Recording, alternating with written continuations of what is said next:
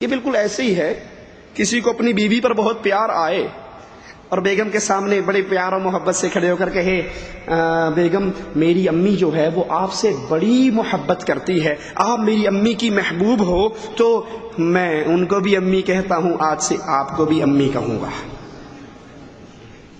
رشتہ باقی رہے گا، ڈنڈے بجائے گا۔ بیوی بیوی ہے، جتنی مرضی محبت کر لو، وہ ماں نہیں بن سکتی۔ رسول رسول ہے، یہ عبداللہ ہے، یہ رسول اللہ ہے، اس کو اگر مالک کہو گے ایمان پلے سے نکل جائے گا۔ جہاں من کے کالوں نے علی حسن حسین فاطمہ کے بارے میں غلو کرتے ہوئے ان کو اللہ قرار دیا، ایک کہتا ہے علی اسم الہی ہے، علی کی بادشاہی ہے۔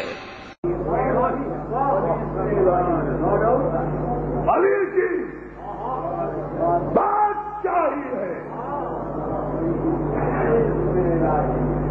علی اسم الہی ہے،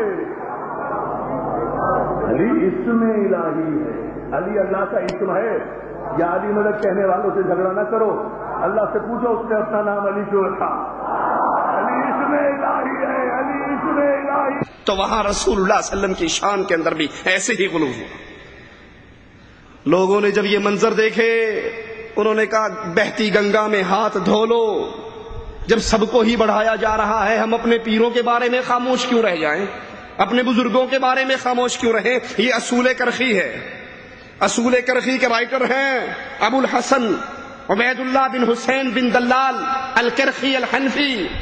یہ اپنے امام کے بارے میں اس کتاب میں اصول بیان کرتا ہے، اگر قرآن کی آیت، اگر رسول اللہ صلی اللہ علیہ وسلم کی حدیث، اگر صحابی کا عمل ہمارے امام سے ٹکرائے، قرآن کی آیت کس سے ٹکرائے؟ خود بدلتے نہیں، قرآن کو بدل دیتے ہیں کہ غلامی میں بدل جاتا ہے قوموں کا ضمیر۔ قرآن کی آیت ہونا تو یہ چاہیے تھا کہ اگر امام صاحب کی بات قرآن سے ٹکرا جائے ہم امام صاحب کی بات چھوڑ دیں گے، امام کی بات حدیث سے ٹکرائے ہم امام صاحب کی بات چھوڑ دیں گے، نبی صحابی کے عمل سے ٹکرائے اس کو بھی چھوڑ دیں گے، کیونکہ خود امام نے صحابی کے بارے میں کہا۔ امام اور صحابی میں فرق یہ ہے کہ امام زمین پہ چل رہا ہو، صحابی گھوڑے پہ سوار ہو، صحابی کے گھوڑے کے سم سے جو مٹی کے ذرے اڑتے ہیں اس کے برابر بھی ایک امام نہیں ہو سکتا۔ لیکن یہاں غلو کرتے ہوئے کیا کہا؟ قرآن کی آیت، نبی کی حدیث، صحابی کا فعل اگر ہمارے امام کے قول سے ٹکرائے گا تو ان ساروں کو منسوخ و مردود سمجھیں گے، امام کی بات کو نہیں چھوڑیں گے۔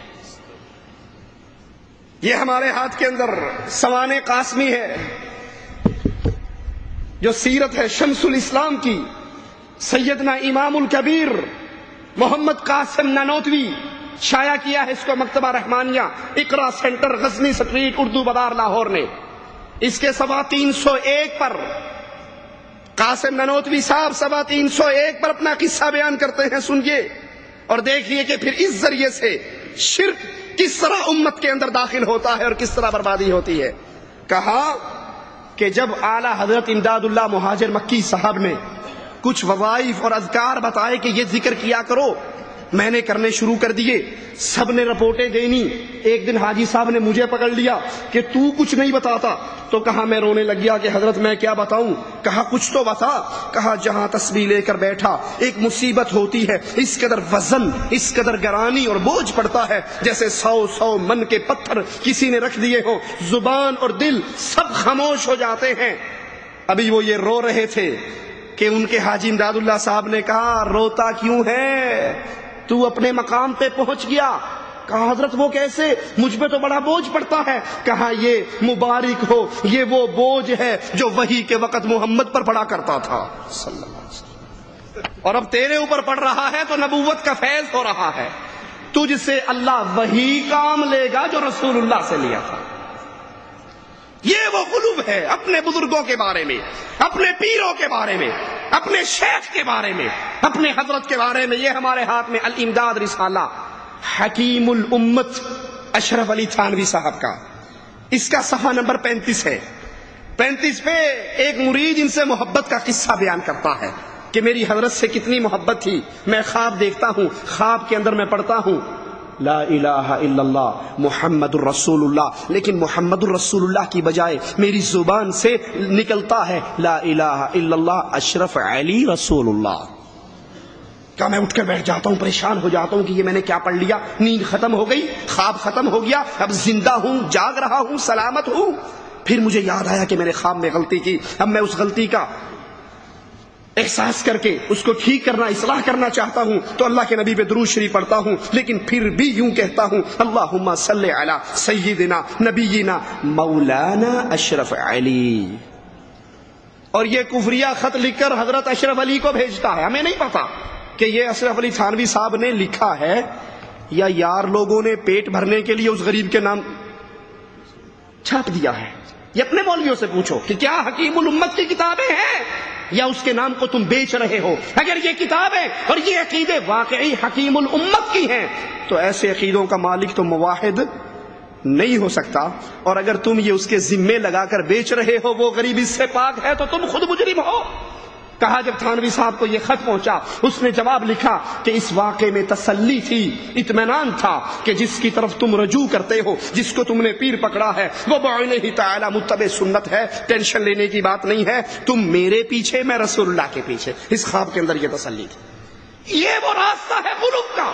اپنے پیروں کو بڑھایا, اپنے ولیوں کو بڑھایا, اپنے بزرگوں کو بڑھایا, اور اتنا بڑھایا کہ اس سے اگر انبیاء کی توہین ہوتی ہے ہو جائے.